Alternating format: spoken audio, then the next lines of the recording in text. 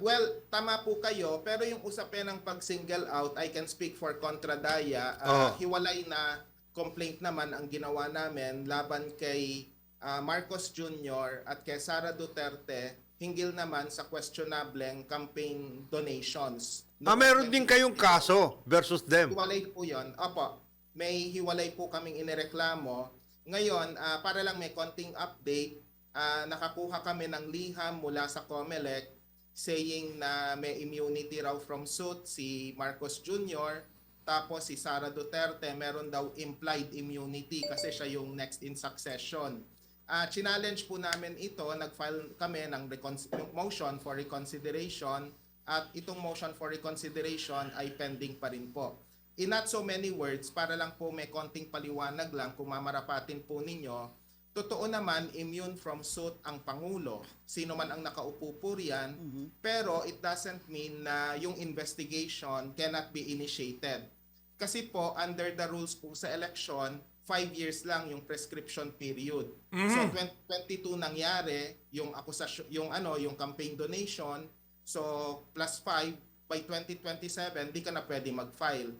So ibig sabihin nito, pag ia-allow mo na hindi mo na mag-iimbestiga, mapapaso yun at practically scot-free na ang sino mang pangulo. Kapag natapos na yung kanyang termino, kasi 6 years yung termino ng pangulo. Kaya ang paliwanag namin dun sa appeal namin, at the very least, dapat mag-initiate yung investigation hinggil sa kaso ni Marcos Jr. Tapos syempre, kay Sara Duterte, ang immunity naman hindi pwedeng sabihing implied kasi ibig sabihin nito, yung mga nasa succession batay sa saligang batas, hindi mo pwedeng idemanda. We refer to the Vice President, the Senate President, the House Speaker, o even the Chief Justice. In other words, Prof, wala kayong pinipili. Lahat dinidemanda nyo. Opo, kasi po ang paniniwala namin na sinishare din naman ng mga nasa White Ribbon March noong linggo, ang lahat daw ng sangkot ay dapat managot. Kaya dapat, halimbawa, kung pinag-uusapan natin itong rally sa INC, may nakita kasi kung placard nila bakit si Marcoleta lang. That's a valid question.